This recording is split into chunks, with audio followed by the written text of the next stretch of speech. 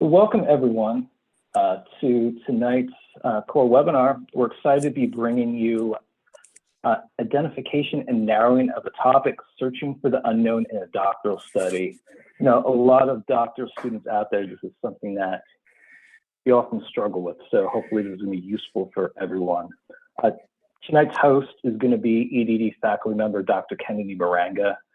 And you know, just a little bit about the core webinar series for those of you who may be unfamiliar. It's designed to provide faculty, students, and alumni an opportunity to share their research and scholarship with the Trident community.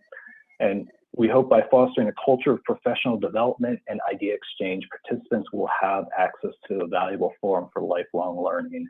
And we do know that a lot of you out there have gotten use of these webinars over the years. I think we're probably coming into about 60 or so far. So really appreciate everyone's support. And as a reminder, this university-wide effort is led by Trident Doctoral Studies Directors. And just a few notes before we begin the session.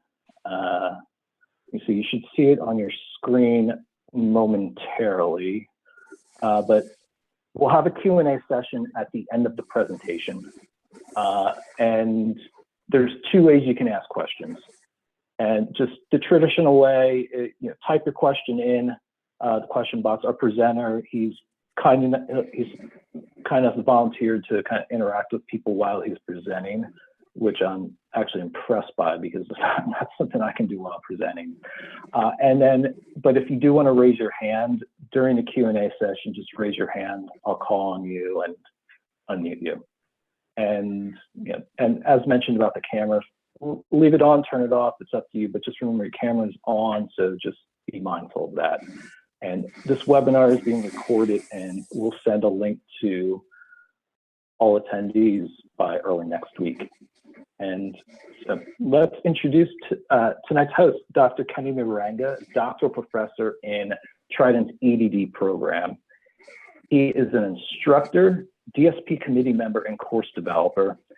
And some of his previous roles before his path wound its way to Trident include associate professor, doctoral chairperson, program coordinator, senior core research faculty, teaching students online and in person, and also outside of academia. Founding and running his own law practice and policy analyst for the state of Kansas, Renaissance man. So I'm going to hand things off to Dr. Maranga to introduce tonight's presenter. So, floor is yours. Thank you so much, Danny Sloan, for that introduction. You are awesome to work with. Now, on behalf of Dr. Heidi Lynn Smith, who is the Dean of the College of Education, it is my pleasure to introduce our presenter, Dr. Steve Munkeby. Dr. Skip Munkeby has worked and managed high technology projects and programs for the federal government for more than 30 years. He has served as an Army Infantry Officer, followed by assignments on the Space Shuttle and payloads for the Shuttle. As a software developer, he has also worked as an Earth observing spacecraft as a software manager, and on robotics or unmanned ground vehicles as a program manager. Dr. Munkeby, in addition, has served over 15 years of progressive doctoral instruction roles. And these roles include as a lead doctoral faculty, as a director of the dissertation of the dissertation chairs and committee members. And in that role, he has served over 200 plus students as a chair and as a committee member as well. He's currently an adjunct doctoral faculty. Dr. Munkeby has a Bachelor of Science in Computer Science from the University of Montana, Master of Science in Systems Management from the University of Southern California, and a Doctorate in Management with a specialty in Organizational Leadership from the University of Phoenix. Dr. Munkeby, go ahead with the presentation. Well, thank you, Kennedy. Really great to be working with you again. Great to visit with you earlier. We always enjoyed doing our things in the past together. So all of you that are joining this evening, I think you're going to find that the presentation is going to be hitting on some things that I know if you're working on your doctoral aspects are already thinking about, and if you haven't quite gotten to the dissertation aspect, you certainly will here very soon. But before we get started, what I'd like you to do in the chat box, if you wouldn't mind, is just answer this simple question that I'd like to get you started on. Do you think of yourself as innovative? So if you just type into the chat box, yes, no, maybe, anything you want to say, but just answer, do you think of yourself as innovative? All right, lots of yeses already. That's cool.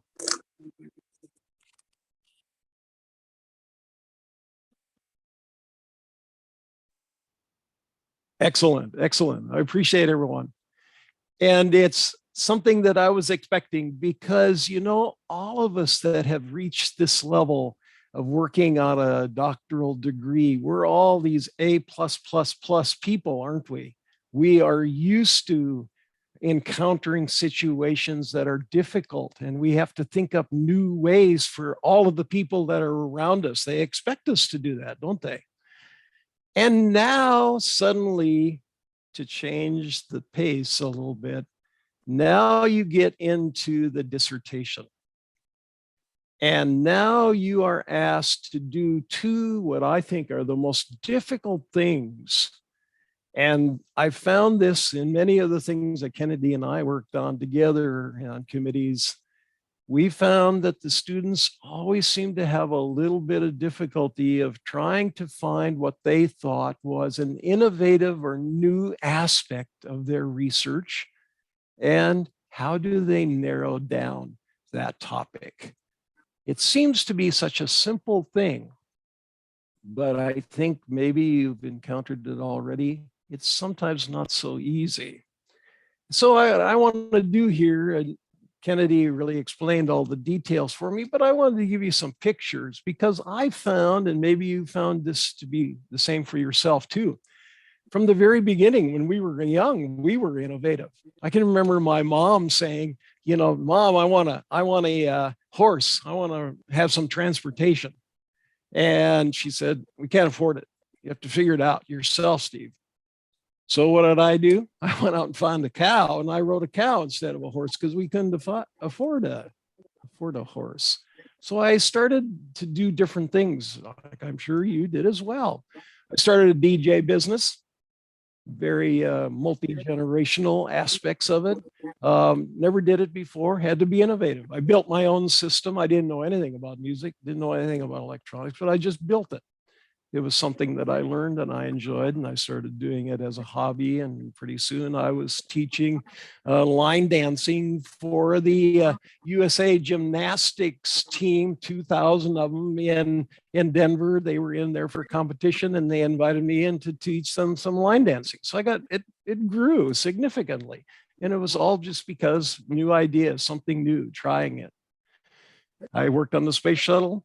Was really fortunate there. I worked on the safety system, the part that did the pyrotechnics. I don't know if you know, but the shuttle is bolted to the launch pad. They have to actually explode the bolts that are holding it down, and they're huge. They're about that big, and you have to explode them. Otherwise, you didn't do that, the shuttle, when it launched, would drag the launch pad with it.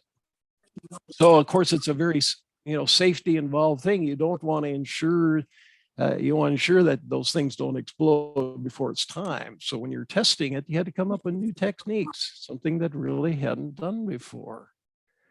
Worked on the first robotics on space station.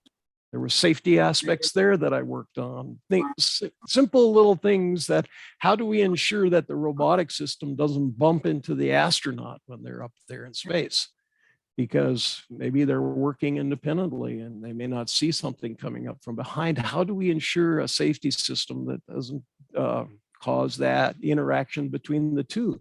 So there was so many complicated calculations. So I was fortunate to come up with this idea. How about just put a bubble around both of both the astronauts and the robotic arm. And if those two bubbles touch each other, obviously you've got to shut the systems down.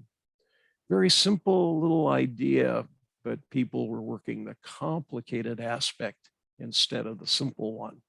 Worked AI things. The first AI out on robotic unmanned vehicles, first thing ever done, following routes, rough terrain, teaching robots how to hide, and we learned that when we were in first grade, how to play hide and seek. But how do you teach a robot to do these kinds of things? All of these things that I'm trying to mention, you probably have done too. And I noticed all of you said you were innovative. I appreciate that, because that's exactly what you're going to continue to want to do. But you might be interested in what I have to show you today, because it may be helpful. And I hope to give you some tricks in addition to just showing you some words on the slides. My role in industry has been exciting. I've had the best jobs ever. Being able to work on all these new things that I noted.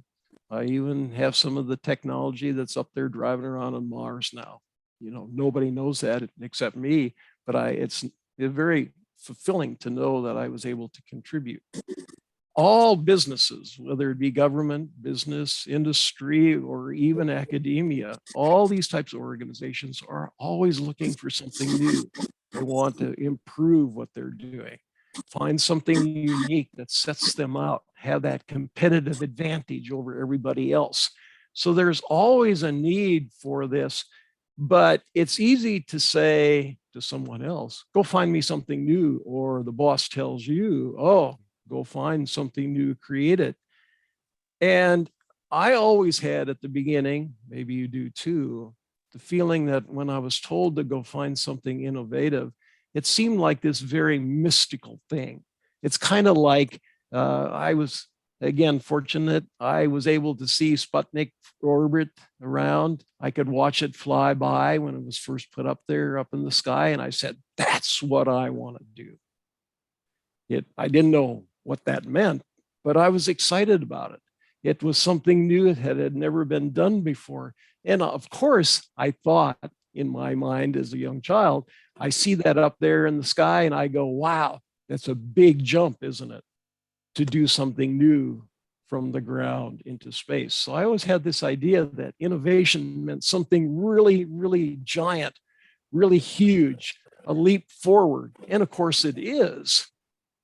But the difficulty that you may have seen, and I certainly have, when someone says something to me, go find something new, what does it look like?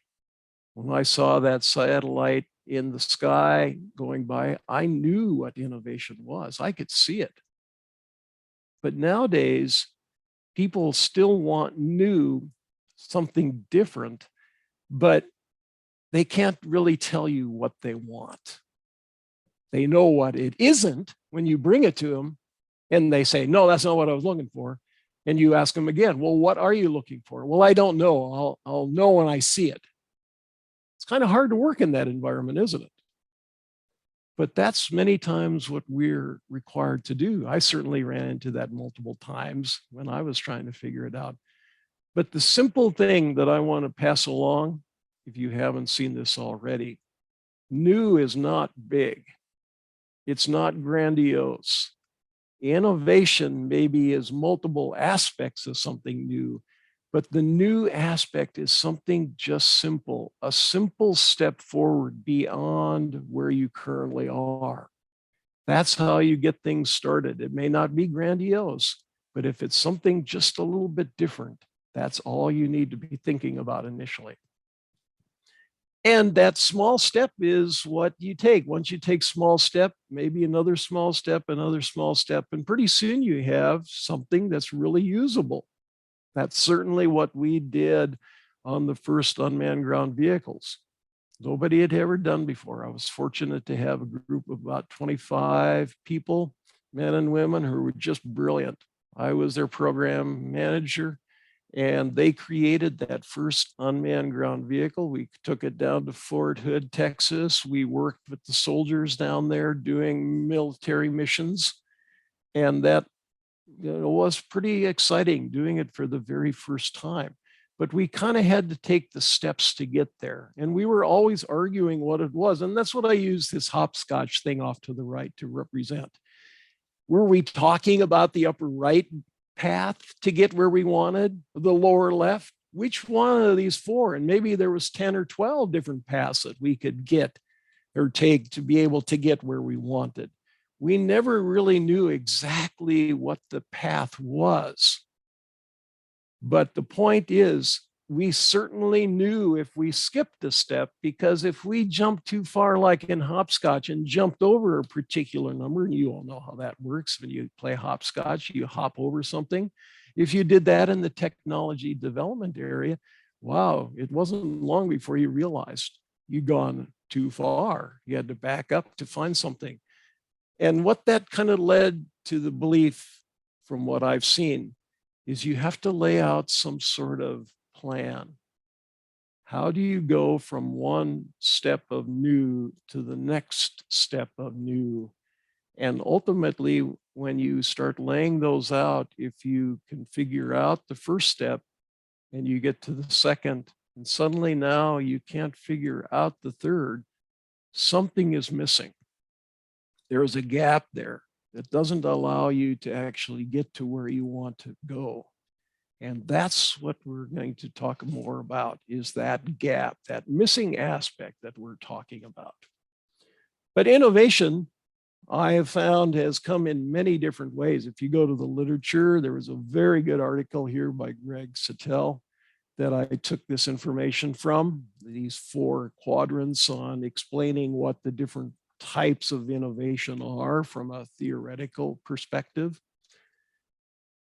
He gave a very good sort of system that was based upon how well the problem is defined, which is there on the left-hand side, and at the bottom, how well the domain is defined.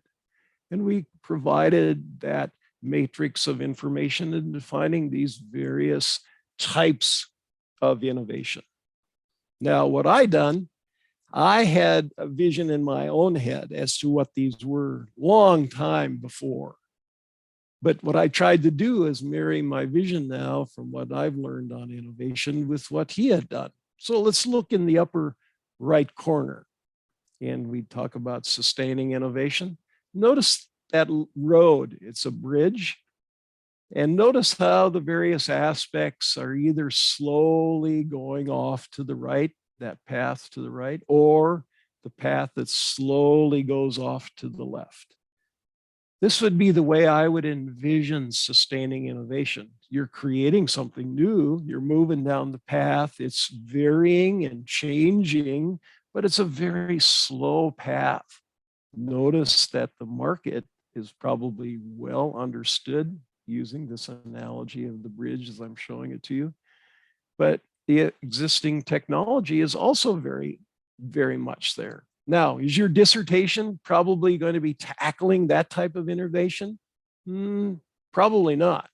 I'm not saying it can't, but there's not a lot of new aspect there. So let's jump down now to the lower right, the disruptive innovation. I love this picture, because now when we hear a lot of talk about disruption over the last few years, we now are talking about something, you're on a particular path, and all of a sudden you're expected to come to a screeching halt and leap automatically to another path, either left or right. Notice how the bridges are requiring that. There's a big gap there, and now you're expected to drive that vehicle and leap it over to the left-hand side or the right-hand side, depending upon how you're looking at it. But the idea is, the point is, technology comes to a certain point in a disruptive innovation, and you have suddenly a new market. Is your dissertation going to be a disruptive innovation? Maybe. Maybe you'll come up with, as they say, the new mousetrap. But potentially that may be something that's not really feasible from your dissertation perspective, even though it's a well understood domain. It's also difficult to know whether you can actually create that. Now, I did. I'll have to admit, oh, I was going to be this, create something that the world had never known before. And maybe you thought that way too when you're getting started. But that, again, may not be possible. Looking at breakthrough innovation, the upper left, this may be now getting closer to what we might be talking about. This is where maybe new technology, you're very familiar with the market, and now we are going to apply new technology. Now, this particular one I think is very interesting. True story. Sattel tells this story about this company won $1 million project to determine when small amounts of pollutants could be detected underwater. And they were going to build a new chipset to do that detection. So they brought in all their smartest and brightest chip builders, but they added a marine biologist just in case, you know, because it's underwater, et cetera, you know. So they all met the first day and the marine biologist didn't show up. And now there was a question as to whether he was going to be joining or not. Well, he came at lunchtime after they had worked half the day, and he had a big bag of clams and he dumped it on the table and said, here's our solution.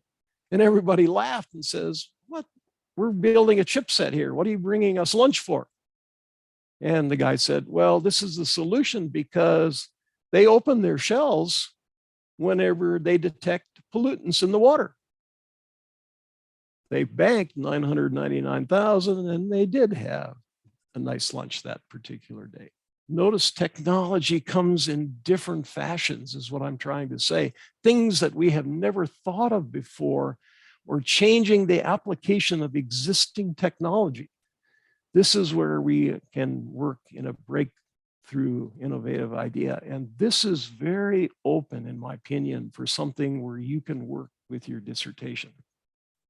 Of course, we understand the basic research in the lower left, but these are areas that now there's a lot of unknown. And we choose this basic research area because, well, we want and we enjoy this unknown aspect of what is implied by this diagram. That's the kind of people we are, right?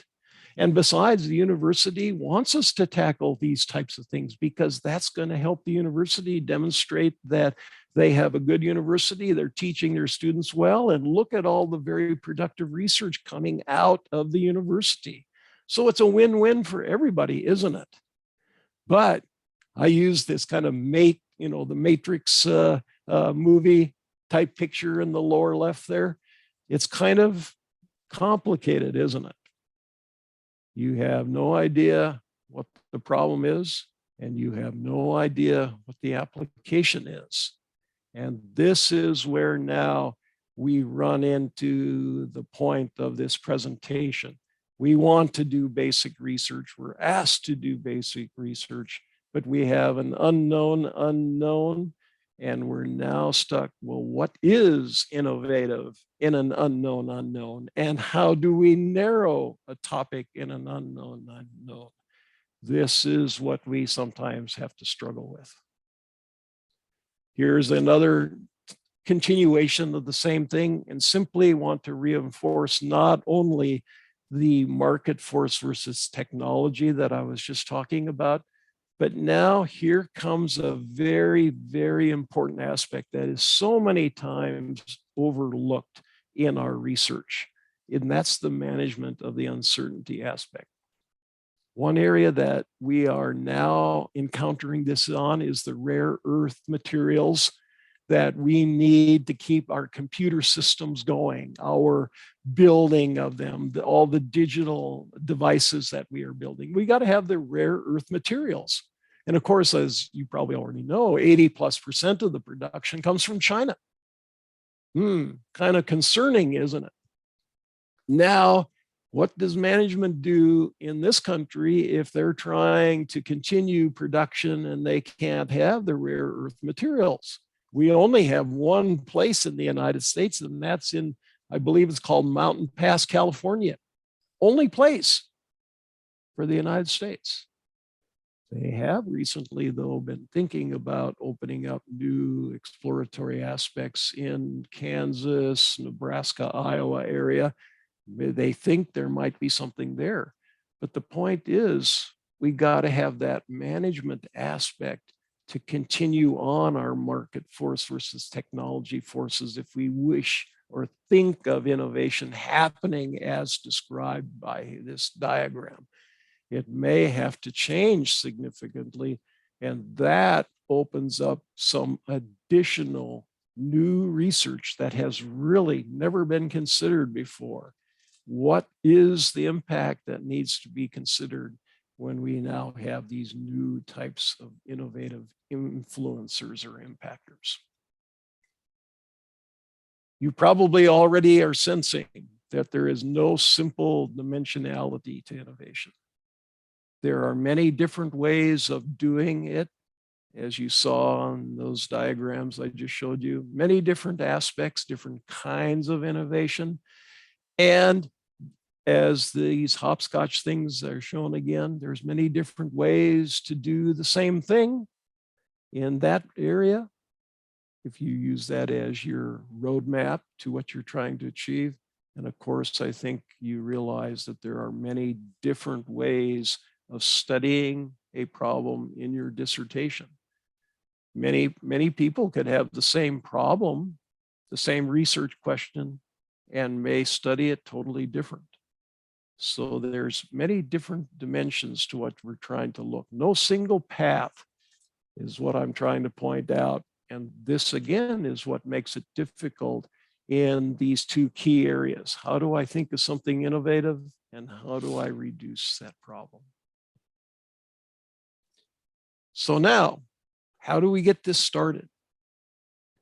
I think you've probably heard this before, but if not, I'd like to emphasize that the biggest issue of getting started on your dissertation or doing any innovative work is you got to find the problem. We don't do innovation and we don't do dissertation research just for fun.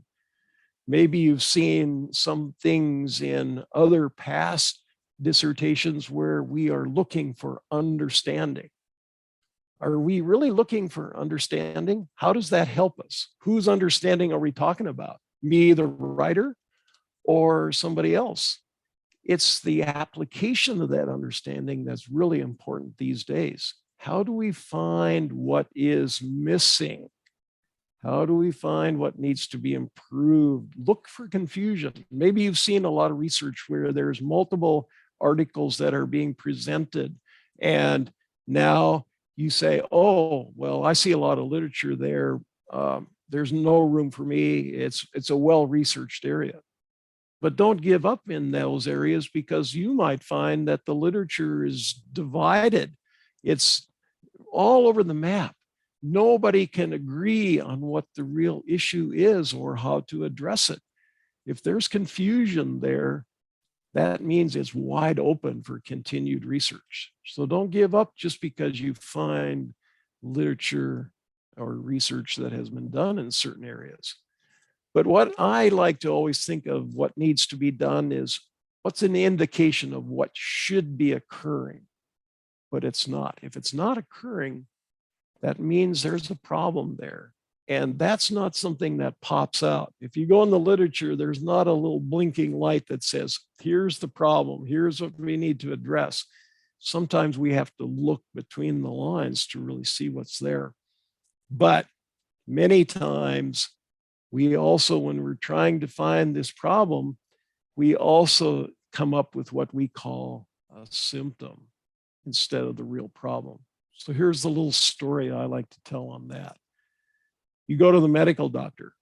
You ask the medical doctor, tell the medical doctor, I have a problem. I have a cough. And before the medical doctor can say anything, you say, oh, I have a second problem. I have a fever.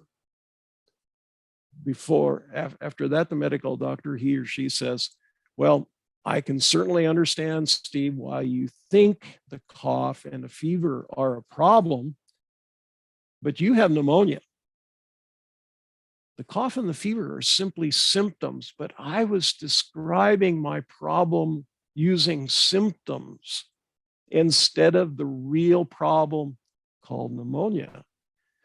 Medical doctors don't do anything with symptoms. They only work with the real problem. And so do we as researchers. We have to find that real problem, but it's so easy to find that symptom.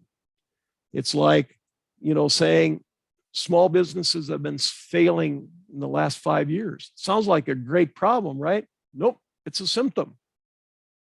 What's not occurring that's basically causing the small business to fail in the first 5 years? Well, the problem is the managers aren't being properly trained.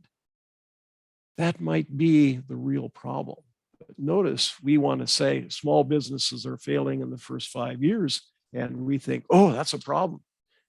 But as I hope you can see or start to see, that's simply a symptom, not what the real problem is. Theoretically, when we look for a problem, I like to think of this picture.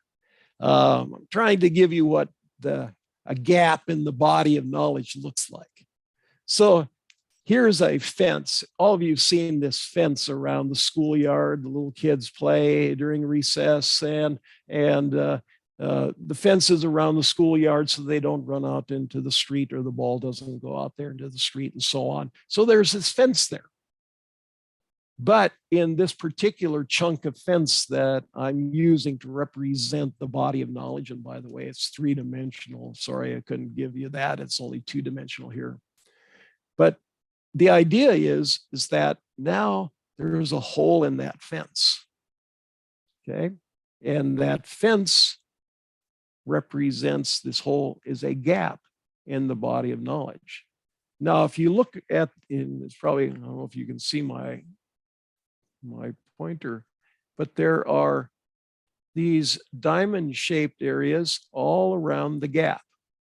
Each one of those diamond-shaped represents these blue articles, okay? Each of these diamonds has one of these articles representing a nugget of knowledge as presented by each of those articles. Your library probably has what, over 500 million of these articles. So there's 500 million plus diamond-shaped things out there in the body of knowledge that you can access, but we have this gap. And each one of these that are closest around this gap are considered, as I call them, first cousins. These first cousin articles are the ones you want to look for. They're the most valuable ones, helping you understand the gap in the body of knowledge, because they're right up next to the gap. First cousins, as I call them, first cousins. Now there's a second layer all around, second cousins, and so on. Those too would be valuable. But if you get out here, there's a layer out here, maybe 7 or 8 layers away from that gap. Those represent your 7th or 8th cousins. Do you know who they are? I certainly don't know who my 7th or 8th cousins are. So the point is, they're not as valuable as those that are closest to the gap. That's what you want to look for when you're trying to find literature associated with what you are studying. But you have to find that gap first. What is it that's missing? Something that's not there but should be. If you're looking at it more from a practicality standpoint, again, going back to this hopscotch pictures representing the roadmaps that you might develop as far as how the technology should be developed along the way. Some has been developed, some has not yet been developed. And now maybe you find out that you're out here developing technology on 6 and 7, and it's not working right. What's missing? And you say, well, there's something wrong here, out here at 6 or 7, but only to find out it's back here. We skipped this. We didn't know it was supposed to be there, but now we have to resequence, reorder, and figure out what that piece that's missing is. things don't occur necessarily in sequence in an order like I'm showing you here. We have to reason out what it is that's there and look for that gap through the literature and through the interaction with those of you at work. So that's a very, very key thing. Question there, I was asking, how do we show the gap in the literature review? The gap is simply identifying your problem. The gap and the research question are an indication of what needs to be researched, and that links with that gap that you're finding there. We need to have research to fill in that gap, and you're going to see how I show that to you here towards the end.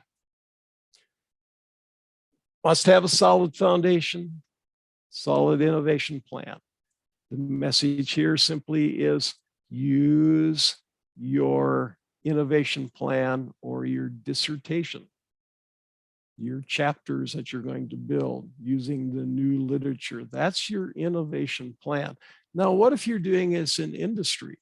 This is the part that I found so helpful and so obvious. After I became a doctor and I graduated, I looked around and said, well, how do we do research in industry? And I did a lot of it over the years after I was a doctor. And the point was, did we ever really do a chapter 1 in industry?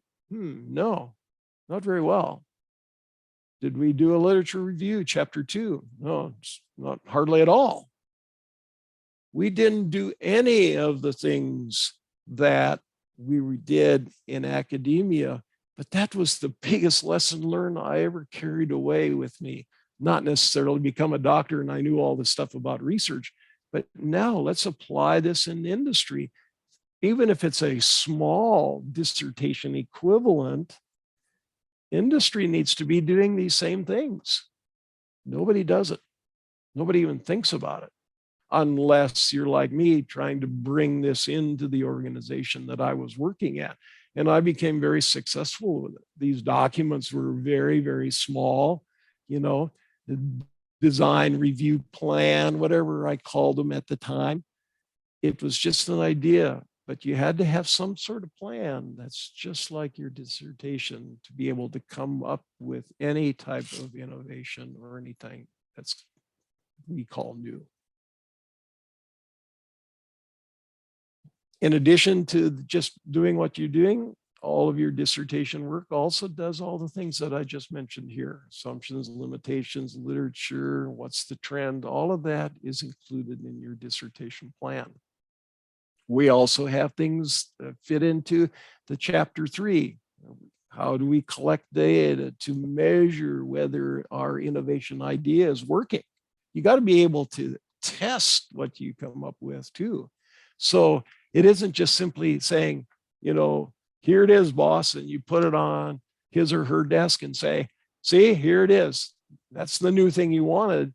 And he or she's going to ask you, okay, it looks great. What did it do during the test? And you go, I didn't test it. I just came up with it. Is that really something new? Well, no. But many times we get so excited about building something, we forget to confirm whether it truly is new or if it's truly helpful. You probably already also know that whenever you work on your dissertation topics, looking for that innovative thing or narrowing your topic, it has to be aligned with your degree program. Obviously, you don't want to work on a dentist issue because that's not the type of degree the university is providing. But now, let's get into this narrowing of the topic, because I've talked a lot about innovation, this newness aspect, trying to find something there. But before we can really maybe do that, we have to maybe narrow our topic. So how do we do that? Give me something, you know, I'm sure you're asking, okay, yeah, I've heard a lot of talk, but give me something that really narrows my topic. Not a lot of talking involved, just give me something that I can use immediately. So let's try this on. What I'm going to suggest is this. I'm going to show you something that's on a information security topic, but the point is I chose that because I wasn't sure that if many of you were in that area, but I wanted something that wasn't in your field on purpose, because I wanted you to see how this works. And it's pretty simple. I want you to go to Amazon. And you all know Amazon was basically put together first to sell books, right?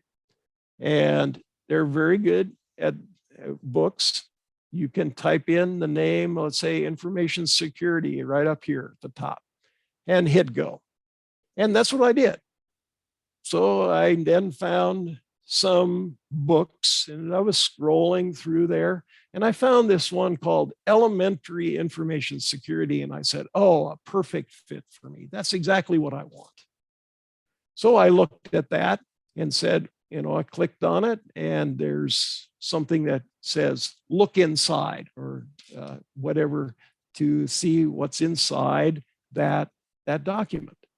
So I did that. I looked inside and I started looking at the table of contents for that information security. And now I found a chapter on encrypting files. Do you see what I'm doing? I'm using the book to narrow my topic. I had a topic called information security, and I maybe didn't know what I was interested in. Or let's just say I was interested in encrypting files. I now found something on encrypting files that narrows my topic through the table of contents. Notice we are talking about various subtopics under encrypting files. And each of the subtopics have a sub to that as well in this particular table of contents. And now let's just say I was interested in choosing a file encryption program down here. If that was a topic that I was really interested in 5 minutes, I have narrowed my topic down to something that maybe I'm interested in. Now you can start all over and find a book that maybe talks about that exclusively. And you can narrow your topic even further. Now, that's how you start with a book. But let's just say now you came at it from the opposite direction, where at work you said, I'm seeing a lot of things where we get a lot of software in, but we don't know what it is exactly that's causing us to be able not to encrypt our files properly. So now you come at it from that direction, come in here, and you look for the same thing. So you're narrowing it potentially from either direction, depending upon what you do. So it's an idea, it gets you started, and now you can find not only literature that you might be able to see, because let's just say that's exactly what you wanted to do. Notice how you narrowed it down, this one right here. Now you can take that phrase and start searching for peer-reviewed journal articles in your library. So you can go at it from that direction as well. Here's another technique. This is just another example. Notice here now, this is another technique that I really, really like, and I didn't discover until I was done with my dissertation. But if you look in a dissertation that's been published and finished, there's typically in chapter 5 a small section that has something like needs further research or recommendations for further research. If you look in that chapter 5 section, what it is doing is identifying subtopics that need to be researched. You go immediately to a subtopic, a very focused topic that needs further research because that dissertation author said it needs further research. Why not use that idea and go start searching the literature to see if that truly is a topic that you're interested in and maybe want to tackle? It's an instantaneous narrowing. Now, the cool part about this that I really, really like is not only do you have that subtopic identified in chapter 5 by the dissertation writer, You now have about 100 journal articles in the references section that have already been found out of the 500 million in your library. So now it's narrowed down to 100 articles instantaneously that might align with that subtopic that you found. Pretty cool idea, isn't it? Saves you a lot of time. And if you happen to look for 5 dissertations that all kind of seem to be tackling the same subtopic, or maybe there's a variation, and you put 5 of these subtopics together in your own version, take the best of the best and create something new. Now you have a subtopic, but now it's the very first opportunity to use all of these references section from the 5. So you probably use this idea. It's very effective. Hopefully you are using it to narrow your topic as well. Get there, use it, and as I like to say, stand on the shoulders of those before you. So in summary, why are we doing all of this? Why are we doing innovative thinking? Because you're required as part of your dissertation work to come up with something new. We don't want to repeat research. We want you to contribute to a gap in the body of knowledge. How do we do that? Of course, we want to find something that's missing, and we would like to be innovative and new when we are doing that. But how do we specifically do it for you? As you know, you're going to be starting, if not with chapter 1, you may start with chapter 2.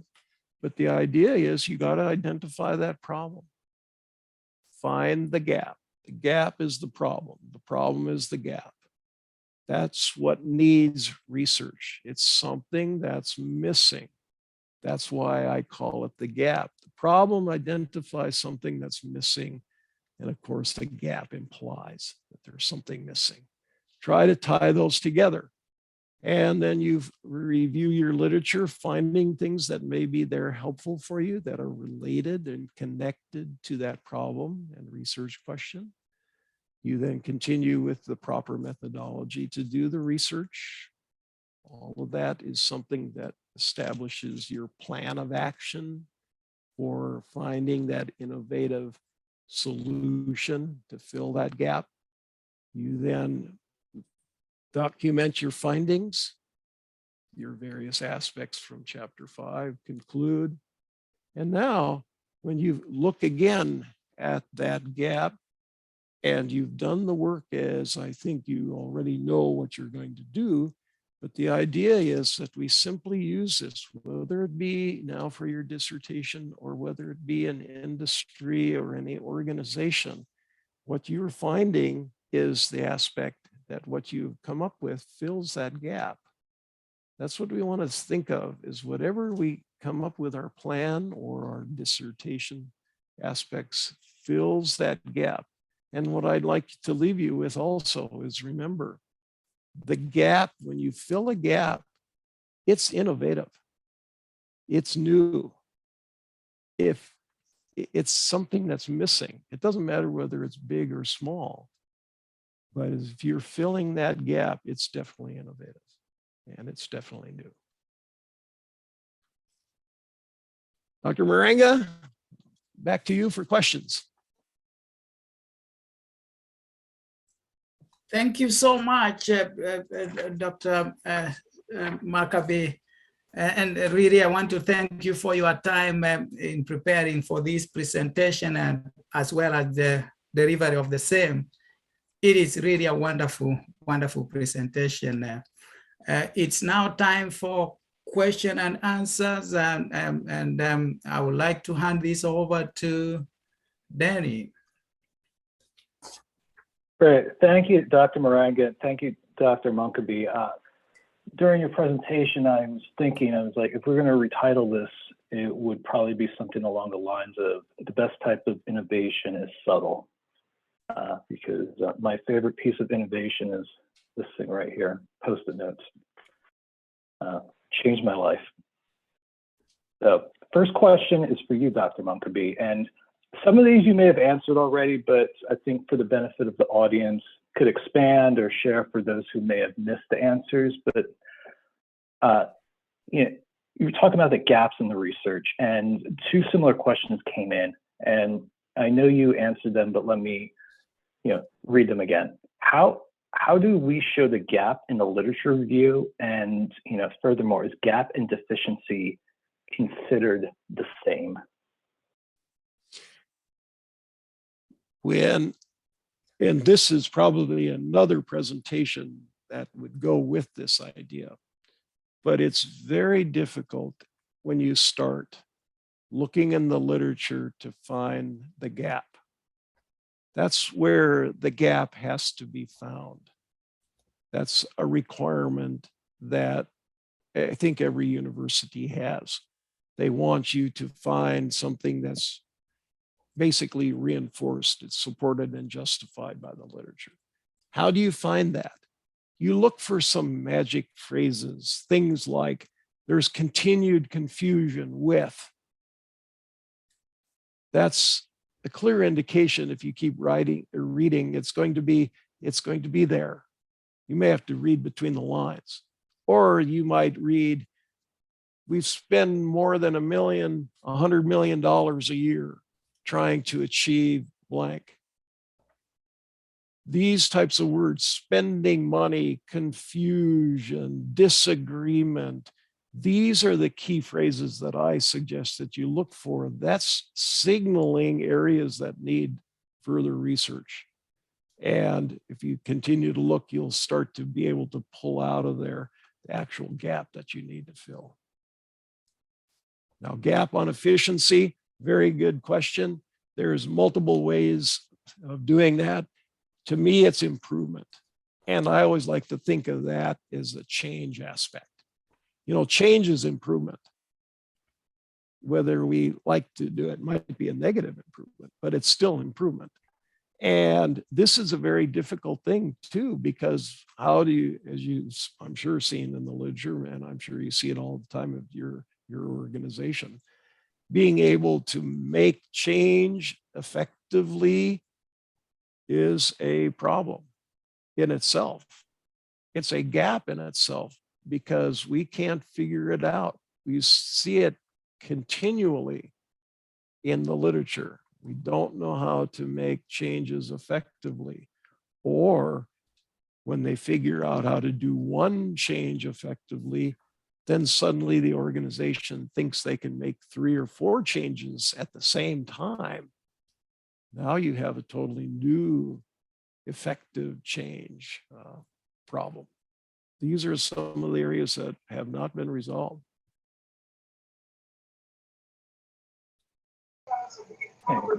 Great, thank you. And next question, I'm going to unmute, and we're going to have one of our audience members verbalized.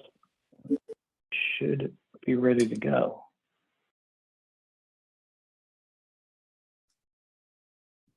Hi. There you go. Can you guys hear me okay? Loud Yes. and clear. Perfect. Sorry, I sound a little congested. I'm actually homesick with COVID, so everybody stay safe. It's awful. The challenge that I am having is I understand about the gap because the gap on my topic is huge. There is very, very little direct research about my topic. So trying to show what's not there is, I'm finding it wildly challenging. So how do I show, quote, what's not there when there's so much not there? Is it just inference, which is what I've been trying to do so far, but it doesn't feel solid enough. So how do I tackle that? Great question. And what I would recommend when you have a recognized large aspect as you're describing, I would immediately divide that large aspect into 5 or 10 categories. Make that largeness smaller. Try to divide it up. And you probably can do that from your experience. You can put it into categories. You might have a financial aspect. You might have a technology aspect, a management aspect. or something else, different kinds of technology, if that's what you're working on, but try to divide it into smaller pieces.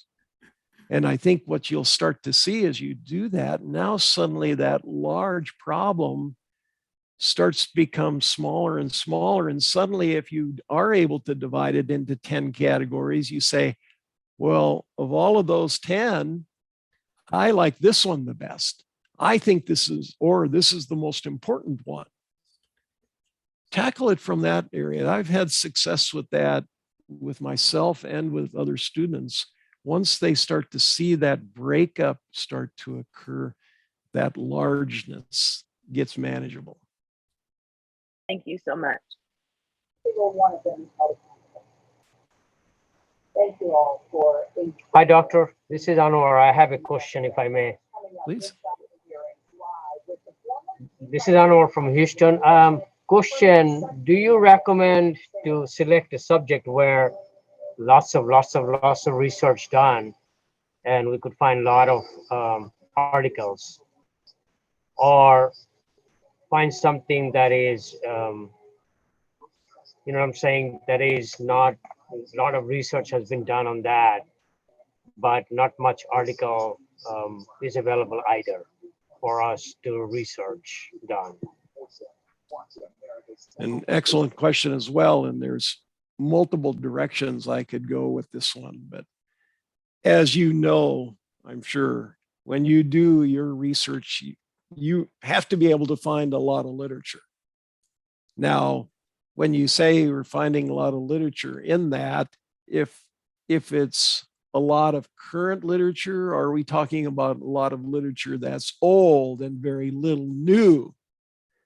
That changes that lots of literature into a different category. And now you might say, well, there's nothing old and it's all new. Well, in that case, now if it's all new, obviously there's just a lot of new research and nobody's really decided on it.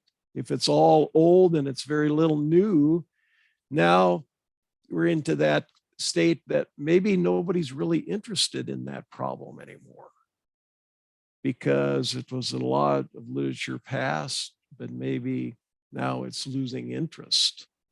You have to look at those different things, and that's where it fits into those 4 categories of innovation I gave you, because that's really the decider for you as to whether you have enough literature to support you or not. It also ties into that figure. I hope you can see. Okay, thank you. Thank you. And next question, this one's for you, Dr. Maranga. Yes. And let's see, what are some innovative topics in education administration that you feel could be improved with further research? Very good question there. Well, there are quite a number of areas, and just to share a few, these could include, for example, blended learning. Now with the COVID infections going around the world, blended learning could be an area that probably one may look at. Look at also the role of digital technology in student engagement, for example, or in student retention or overall student success. One other probably topic could be how to enhance student-faculty cooperation or motivating students. That it could also probably include the role of social media in education. So there are quite a number of areas that one may look at, and those are a few that I could think of right now. But if you are more interested in that, feel free to reach out to me.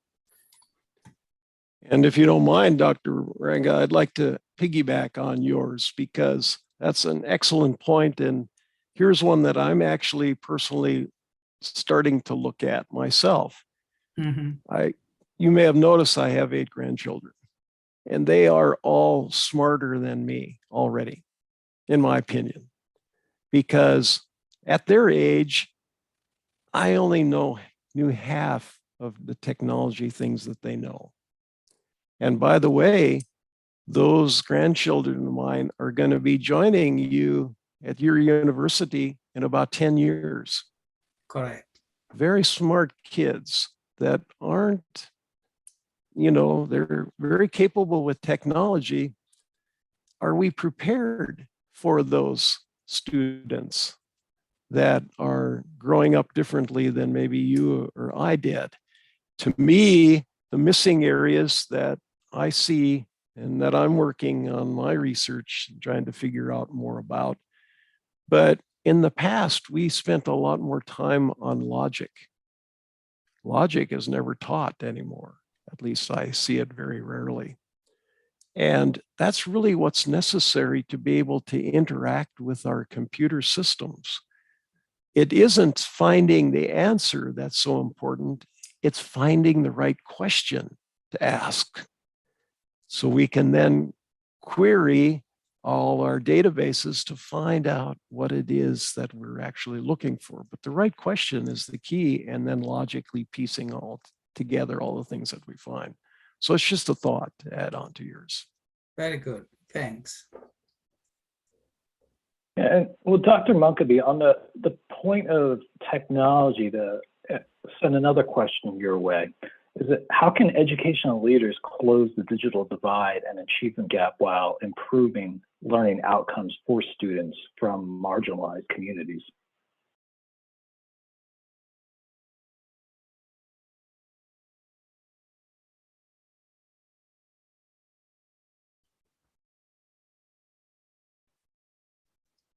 I think he's on mute, I think. Yeah, did we lose you, Dr. Munkeby? Yeah, it looks like you're on mute. Okay, how about now? Happens once a day to all of us, we understand. Anyhow, I'll just start again. I'm not sure where I went on mute, but to me, in the areas that you were questioning, there's probably multiple thoughts, multiple directions one could go. But to me, there is a personal belief that in the past, our educational system meant that you had to be good at everything. Reading, writing, arithmetic, all these things, learn government aspects, social studies, and so on. And then I think recently, or I don't know how many years, there's all these STEM aspects that are coming where they emphasize the science, technology, whatever, mathematics, to help some students that aren't interested or maybe not wanting to emphasize the social studies aspects. These would, to me, need more research. Is that something that should be encouraged? Do we help our children as they're growing up go a particular path because they're more suited, they think, or we think that they go down on certain training versus taking this idea from schooling that everything, all students need to learn all the things. Here's a reason why I mentioned this. I had a world-renowned space computer processor guy work for me in the past. He was brilliant. People from all over the world, all companies would call him often, asking how to make their chips more rugged to all the radiation in space. And he was very, very good at it. But he could not write. He would write at the third grade level, and whatever he wrote, even the spell checker could not correct. It was that bad. So if he really had to write a paper or send an important email, I had to help him. Or, you know, if he sent direct emails to the people he interacted with, they didn't care. They understood basically what he was saying. They would just call him, and then he could talk them through what it was that he was trying to say, not so well in the writing. So there's different aspects for different people. He was extremely successful, but he just couldn't write. So do we penalize people along that line, or do we come up with ways to reinforce those abilities for people like that? It's just a thought.